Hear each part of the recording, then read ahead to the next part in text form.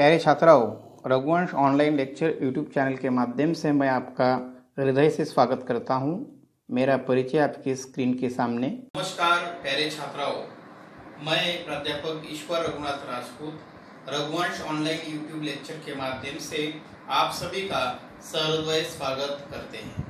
छात्राओं, कक्षा 11वीं जो कि महाराष्ट्र स्टेट बोर्ड के लिए हिंदी विषय का अभ्यासक्रम रखा है, इसके बारे में एक वीडियो मैं आपके सामने प्रस्तुत करने जा रहा हूं।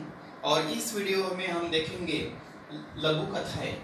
हालांकि लघु कथाओं में दो लघु कथाएं हैं जिनका लेखन श्रीमती संतोष श्रीवास्तव जी जो कि लेखिका है उन्होंने किया है। तो इनमें पहली हम लघु कथा देखेंगे वह है उषा की दीपावली। तो इससे पहले हम लेखक परिचय यहाँ पर करेंगे। इनका जो जन्म है वह 23 नवंबर 1952 में मंडवा मध्य प्रदेश राज्य में हुआ। लेखिका अपने लेखन के विषय में नारी जीवन के प्रति लिखती है। नारी जीवन तथा उनकी अस्मिता को जागरूक करना उनके लेखन का प्रमुख विषय है। हालांकि लेखिका इतिहास और हिंदी में एमए है और पत्रकारिता के क्षेत्र में भी उन्होंने अपना नाम कमाया है। तो हम उनकी प्रमुख कृतियों के बारे में यहाँ पर देखेंगे। तो इनमें जो कथा संग्रह है उनमें नाम आता है बहके बसंतुम। बहके बसंतुम यह कहानी संग्रह है और बहते ग्लेशियर ये भी एक दूसरा जो उनका पुस्तक है कहानी संग्रह के रूप में है। ख्वाबों के पेरहन, ख्वाबों के पेरहन नामक जो उनकी किताब है वह उपन्यास संग्रह है। हालांकि लघु कथाओं का भी उन्होंने संग्रह किया। फैसला नामक उन किताब में लघु कथा का एक छोटा प्रारूप उन्होंने रखा और उनका संग्रह वापर किया। ललित लेखन चित्रण उन्होंने किया है। अलग अलग प्रकार के निबंध उन्होंने लिखे हैं और इस तरह नारी जीवन और उनकी संवेदनशीलता के बारे में उन्होंने लिखा है। हालांकि उनके लेखन विषय में आज की जो हमारी सामाजिक परिस्थितियां है उसकी विसंगतियों का उन्होंने चित्रण किया है। हालांकि जो सामान्य आदमी है वह किस तरह आज समस्या से जूझ रहा है, वह जीवन जीने के लिए छटपटा रहा है, उनका भी एक संवेदनशील चित्रण उनके समस्त साहित्य कृतियों में किया है। प्यारे छात्राओं, हम आगे बढ़ेंगे, वह है पाठ परिचय। तो अनाज की बर्बादी यह प्रमुख विषय लेकर ये जो पहली लघु कथा आई है वह है उषा की दीपावली। लघु कथा, इससे पहले हम लघु कथा को यहाँ पर समझेंगे। तो लघु कथा है जो फॉर्मेट है साहित्य का, इनमें कथा जैसा ही एक विषय यहाँ पर होता है लेकिन कम से कम शब्दों में कम से कम व्यक्ति चित्रण कर जीवन की संवेदनशीलताओं का चित्रण किया है। हालांकि कथा के अलग अलग तत्व लघु कथा में मौजूद होते हैं। इनमें जीवन जीने के संदर्भ में अलग अलग विषय, समस्याओं से जूझने वाला इंसान, कोई एक समस्या लेकर हमारे जीवन को किस तरह यथार्थता के साथ रखा जाए, किस तरह एक वास्तविक चित्रण लघु कथा में समाया जाए कम से कम शब्द में, यह लघु कथा की एक विशेषता होती है। हालांकि छात्राओं, लघु कथा हमारे जीवन की गहराइयों का चित्रण करती है और इसलिए आज वाचकों को, श्रोताओं को लघु कथा प्रिय है। अब हम यहाँ पर पाठ परिचय के बारे में आएंगे और उषा की दीपावली नामक ये जो लघु कथा है एक जीवन का एक छोटा दृश्य हमारे सामने दृष्टिगोचर होता है, वह है अनाज की बर्बादी। प्यारे छात्राओं, आज हम देखते हैं कि बड़े बड़े समारोह में, शादी समारोह में या सामाजिक कार्यक्रमों में आज अनाज बर्बाद होता है। जो मेहमान लोग आते हैं उनके सामने थालियां भरकर अनाज रहता है लेकिन एक दो कोर, एक दो निवाला वह खाते हैं और बाकी सब जो अनाज है कचरे के डिब्बे में जाता है। जहाँ की दूसरी ओर हम देखें वहाँ अनाज के लिए एक एक कोर के लिए लोग तरसते हैं और इस तरह एक ओर अनाज की बर्बादी है और दूसरी ओर जो मजदूर है, जो हमारा गरीब वर्ग है, वह अनाज के लिए झगड़ता दिखाई देता है।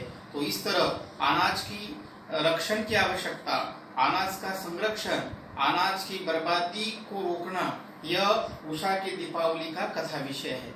छात्राओं, हम कथा की शुरुआत यहाँ पर करने जा रहे हैं और कथा की शुरुआत उषा जो 10 वर्ष की लड़की है वो अपने दादी के पास रहती है और जो समय है कथा का वह है दीपावली का उत्सव। यहाँ पर 14 जो दिन का जो है वह दीपावली का उत्सव आता है, नरक चौदस नाम का। और उषा के घर में हर देहरी पर दीप रखे जाते हैं। जहाँ था दीपक की जगमगाहट दिखाई देती है, उषा जो कि 10 वर्ष की लड़की है अपने दादी के पास बैठी है। हालांकि दादी ने बहुत सारी मिठाइयाँ जिनमें गुजिया है, सेव है, पपड़ी है बनवाई है, लेकिन उषा की पसंदीदा मिठाई है वह है बंगाली मिठाई और चॉकलेट। दादी ने कहा कि उषा, ये सारी जो मिठाई बनने जा रही है वह हमारे घर में आए मेहमानों के लिए है, हमारे रिश्तेदारों के लिए है, हमारे पड़ोसी के लिए। तुम्हें तो तुम्हारी पसंद की मिठाई ही मिलेगी। और इस तरह उषा बहुत खुश होती है। दीपावली का ये जो नरक चौदस है वह उत्सव समाप्त होता है। सुबह आती है और दूसरी दिन जब यह 10 वर्ष की लड़की बाहर घूमने के लिए, जॉगिंग के लिए जाती है, तो सारे वॉल कंपाउंड के बरामदे पर, देहरी पर जो आटे का दीपक है वह बुझकर दिखाई देता है। आटे के दीपक वहां पर रखे जाते हैं। तब जाकर उषा ने दूर से देखा कि बबन नामक एक सफाई कामगार आया और वह आटे के दीपक अपने जेब में ठूसता है।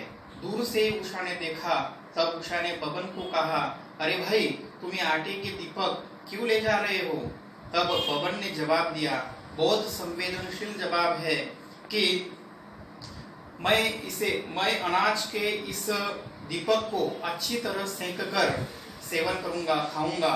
और अनाज देवता है ना, अनाज देवता है ना।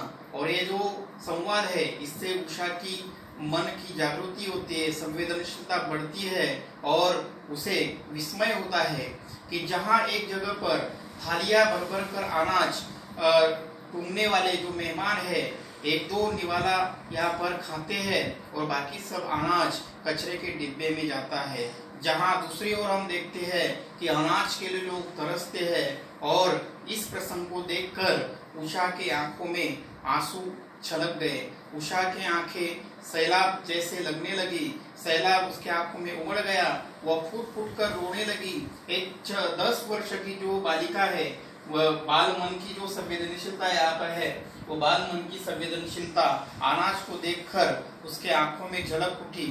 उषा घर में गई और कुछ ही क्षणों में घर में जितनी भी मिठाइयाँ और पदार्थ थे वह ले आई और बबन को वह पदार्थ और मिठाइयों की थैली दे दी। और तब बबन के आंखों में वह खुशियों के आंसू दिखाई देने लगे। और इस तरह बबन को उषा ने विदा दी। और यह जो दीपावली की अनोखी भेंट है, मिठाइयों की थैली, वह बबन को उषा ने दी। जाके हमारे घर में बहुत सारे उत्सव के प्रसंग, अनाज एवं पदार्थ पड़े रहते हैं, जहाँ की उसकी बर्बादी भी होती है। वहाँ एक जगह पर जो कामगार लोग होते हैं उनके घर अनाज नहीं मिलता और इस तरह के खाद्य पदार्थ जो है इससे इसका अभाव उनके घर रहता है।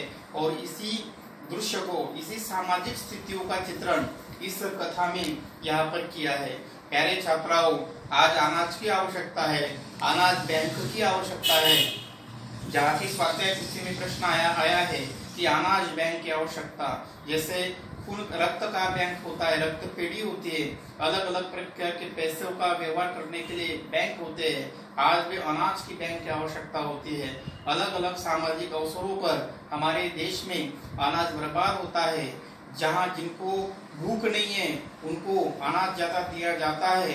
हालांकि हमारे देश में ऐसे भी गरीब वर्ग है जो एक समय भूखे रहते हैं।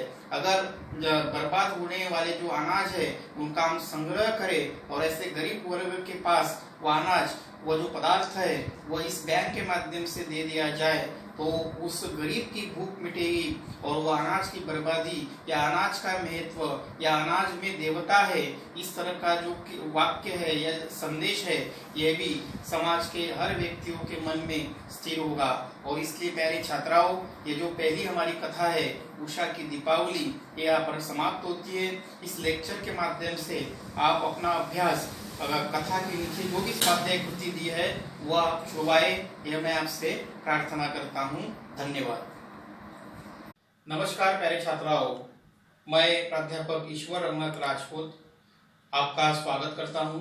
कक्षा 11वीं के लिए हम ये वीडियो लेक्चर आपके लिए लाए हैं और लेक्चर का नाम है, हमारे हिंदी पाठ्य पुस्तक में लघु कथाएं है।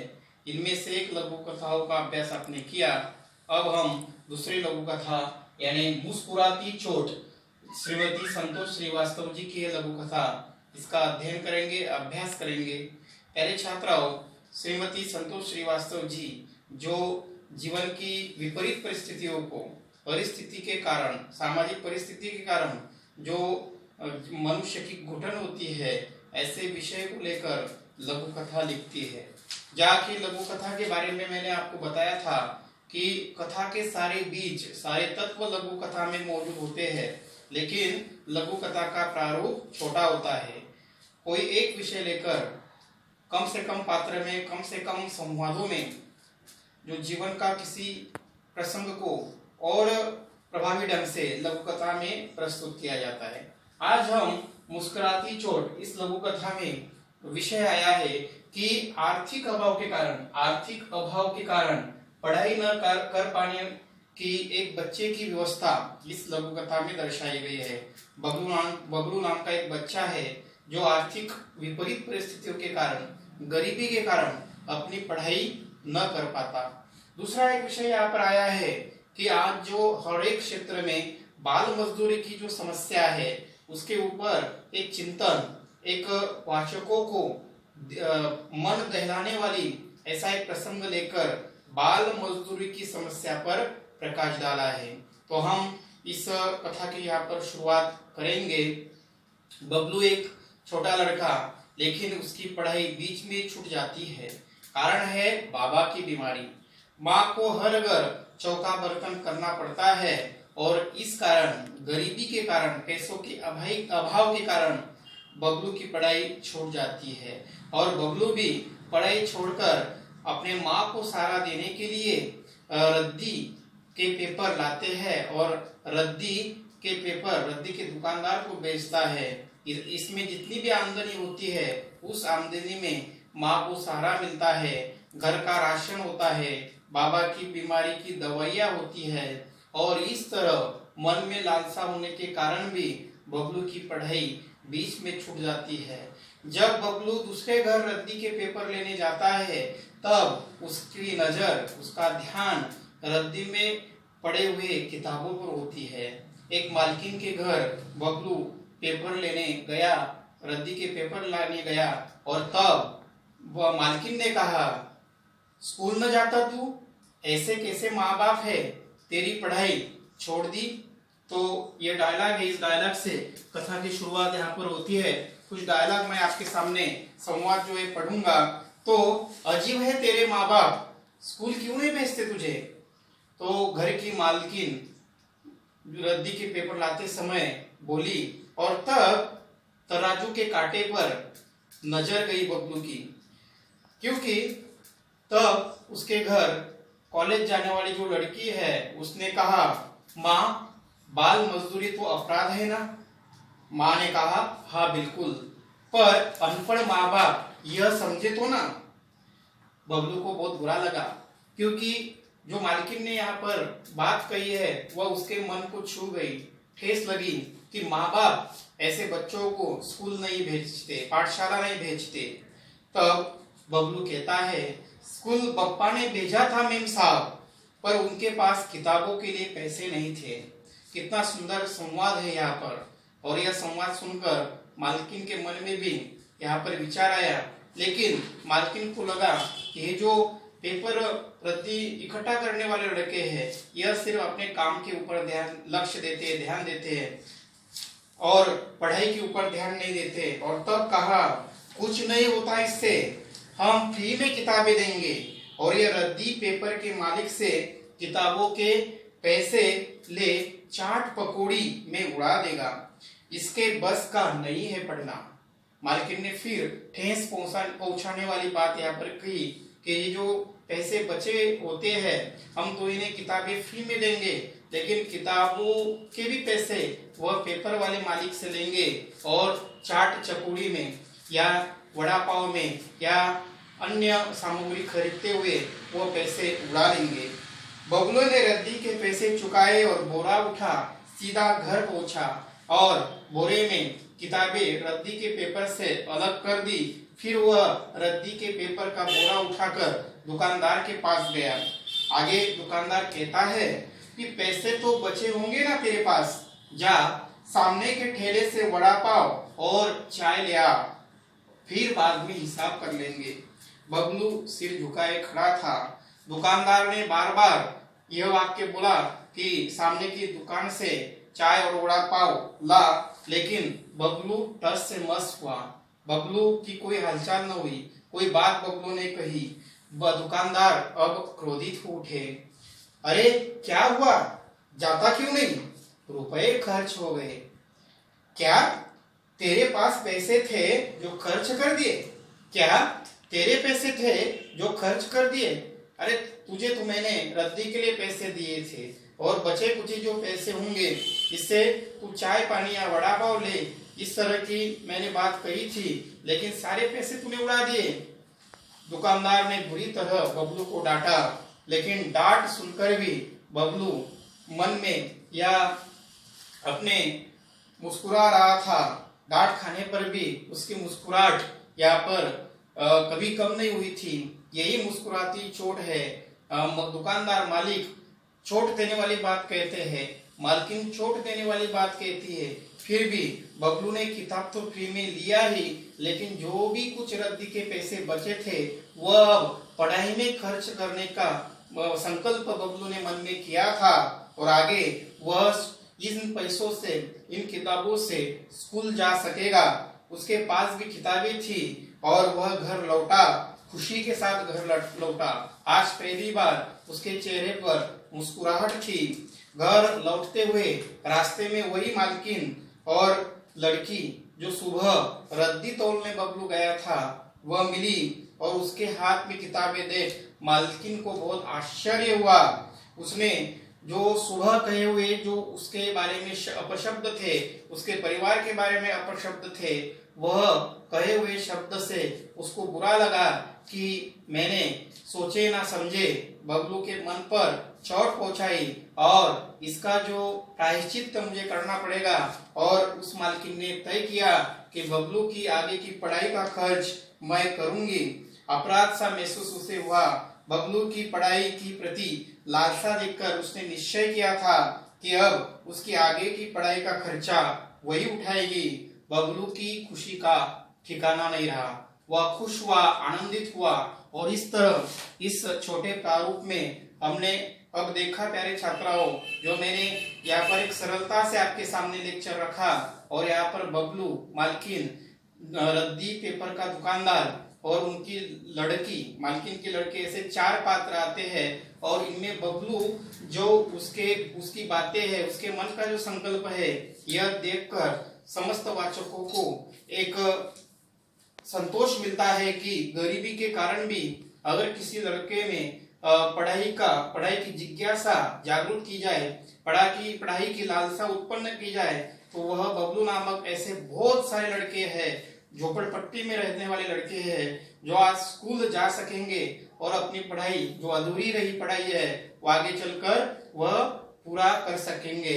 और समाज का भी उत्तरदायी है कि ऐसे गरीब वर्ग के लड़कों को उनका दायित्व, उनके पढ़ाई का खर्च अगर समाज के मान्य उठाए तो भी ऐसे लड़कों की पढ़ाई पूरी हो सकेगी।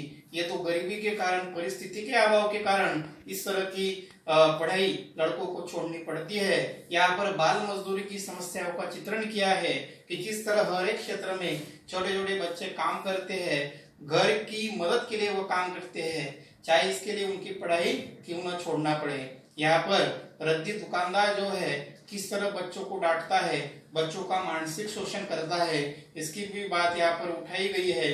फिर भी परिस्थिति के कारण बालकों को मजदूरी करनी पड़ती है और अपने परिवार की मदद करनी पड़ती है। तो ऐसे दो विषयों को इस लघु कथा में लिया है। प्यारे छात्राओं, ये लेक्चर का आप एकाग्रता से ये लेक्चर सुनिए। जो कथा का हमने यापन वाचन किया है, प्रकट वाचन पठन किया है और इसके माध्यम से जो भी स्वाध्याय कृति है वो आपको छुड़वानी है। धन्यवाद।